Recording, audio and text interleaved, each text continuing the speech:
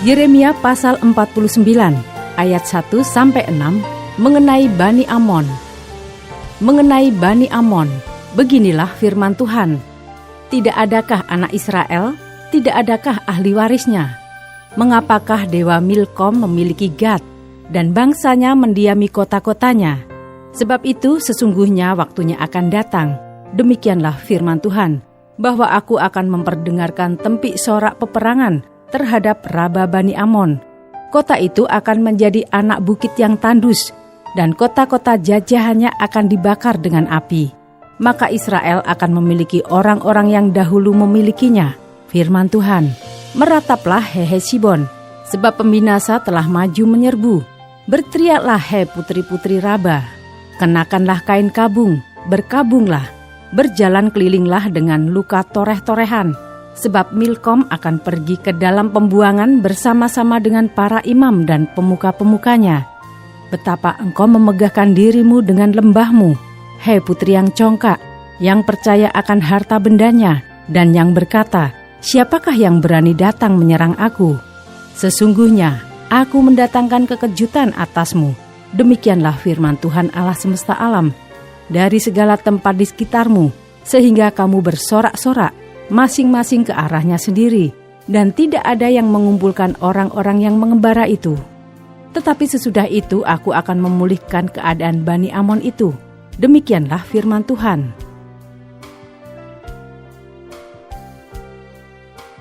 Ayat 7-22 mengenai Edom. Mengenai Edom, beginilah firman Tuhan semesta alam.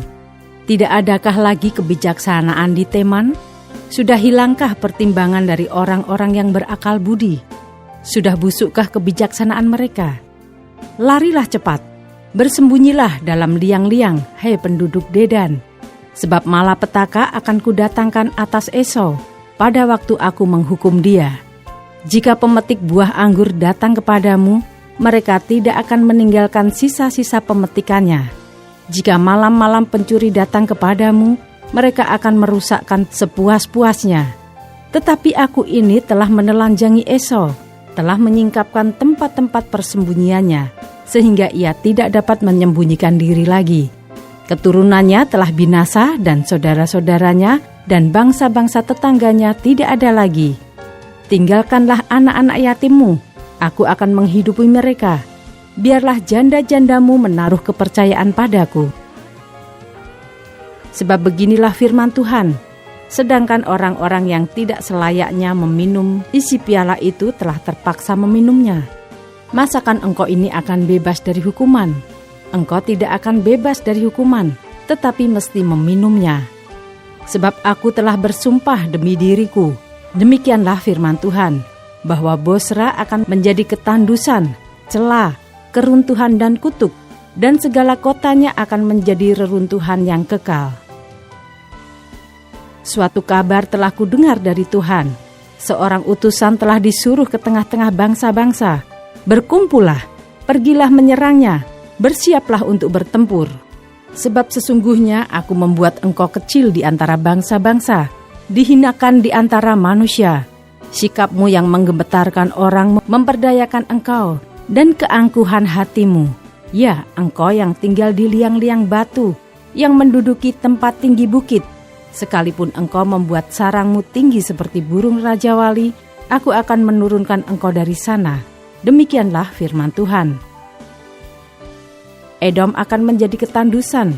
Setiap orang yang melewatinya akan merasa ngeri dan bersuit karena segala pukulan yang dideritanya. Seperti pada waktu ditunggang balikannya Sodom dan Gomora dan kota-kota tetangganya. Firman Tuhan, maka seorang pun tidak akan diam lagi di sana, dan seorang manusia pun tidak akan tinggal lagi di dalamnya. Sesungguhnya, seperti singa yang bangkit keluar dari hutan belukar sungai Yordan, mendatangi padang rumput tempat kawanan domba, demikianlah aku akan membuat mereka lari dengan tiba-tiba dari negeri itu, dan mengangkat di dalamnya dia yang kupilih. Sebab siapakah yang seperti aku? Siapakah yang berani mendakwa aku? Siapakah gerangan gembala yang tahan menghadapi aku? Sebab itu, dengarlah putusan yang telah diambil Tuhan terhadap Edom, dan rancangan-rancangan yang telah dibuatnya terhadap penduduk Teman, bahwa sesungguhnya yang paling lemah pun di antara kawanan domba akan diseret, bahwa sesungguhnya padang rumput mereka sendiri akan merasa ngeri terhadap mereka. Bumi akan goncang karena bunyi jatuhnya mereka. Teriakan mereka akan terdengar bunyinya di laut Teberau. Sesungguhnya ia naik terbang seperti burung Raja Wali, melayang dan mengembangkan sayapnya ke atas Bosra. Hati para pahlawan Edom pada waktu itu akan seperti hati perempuan yang sakit beranak. Ayat 23-27 mengenai Damsyik. Mengenai Damsyik, Hamat dan Arpad telah menjadi malu, sebab mereka mendengar kabar buruk. Hati mereka gemetar karena kecemasan, tidak dapat menjadi tenang. Damsyik telah menjadi lemah semangat, berpaling untuk lari. Kegemparan telah mencekam dia. Kesesakan dan sakit beranak telah menggenggam dia, seperti seorang perempuan yang sedang melahirkan. Sungguh kota yang terpuji itu sudah ditinggalkan, kota kegirangan itu. Sebab itu teruna-terunanya akan rebah di tanah-tanah lapangnya, dan semua prajuritnya akan menjadi bungkam pada waktu itu. Demikianlah firman Tuhan semesta alam. Aku akan menyalakan api di tembok Damsyik, yang menghanguskan Puri Ben-Hadad.